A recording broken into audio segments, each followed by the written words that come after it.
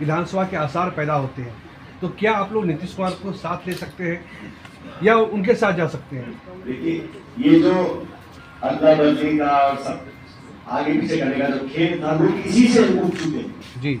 जनता बिहार की वोट किसको दिए, राज कोई कर रहा है, पहले कहाँ थे, पारा बदल बदल कर जो सत्ता में लोग चिपका रहना चाहते हैं, जनता उससे उठ चुकी है।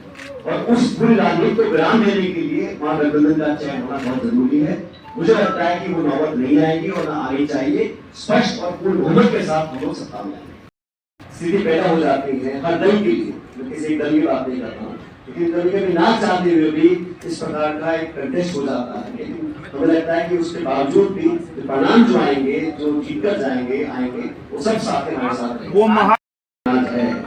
हमारे गठबंधन के टिकट पर ज्यादा लोग टिकट मांगते हैं, जीतने की संभावनाएं ज्यादा है, इसलिए यहाँ पे हो सकता है कंपटीशन ज्यादा हो, इसलिए फ्रेंडली फाइट हो रही है। और फाइट जब फ्रेंडली हो रही है तो दूसरे की बात कहाँ से आ रही है?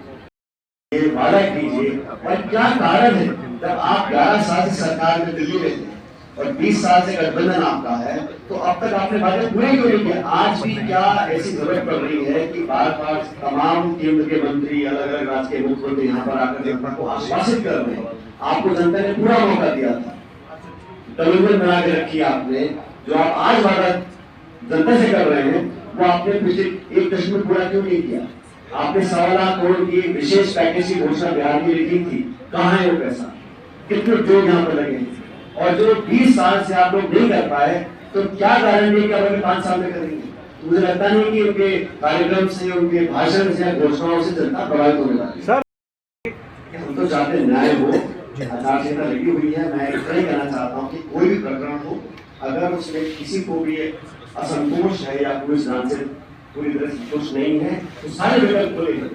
मैं कोई विकल्प बंद करना नहीं चाहता हूँ, लेकिन चुनाव के बाद, सरकार बनने के बाद दोबारा रिव्यू करके जो सही निर्णय होगा उसको 2024 में अब की बार 400 पार, 230 290 ब्रैकेट रखे, 240 बीजेपी के आए।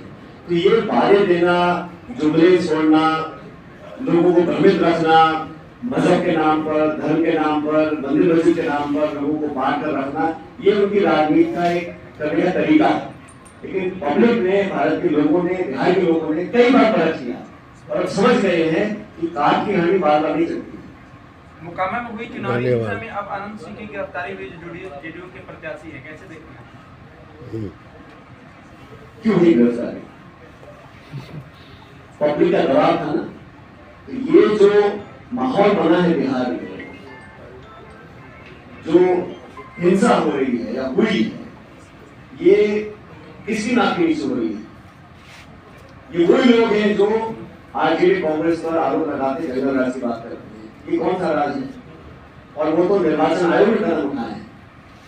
अभी आप यहाँ पर कोड ऑफ कंडक्ट लगा हुआ है, तो निर्वाचन आयोग के उनके अधिकारी ने कुछ कदम उठाए होंगे।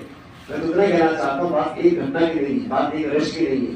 बिहार की राजनीति में, बिहार के सामाजिक जो हिंसा हुई है, लगातार होती आ रही है, और ये हिंसा होने दी जा रही थी, इसके लिए कौन जिम्मेदार है? अब तो पब्लिक का आक्रोश रहा, इतना बड़ा मीडिया माहौल बन गया, तो कुछ कदम आपने उठाए। लेकिन पिछले कई सालों से तो लगातार यही क्रम चल रहा था, इसके लिए सीधे तौर पर मुख्यमंत्री जी, उनकी सरकार जिम्मेदार है।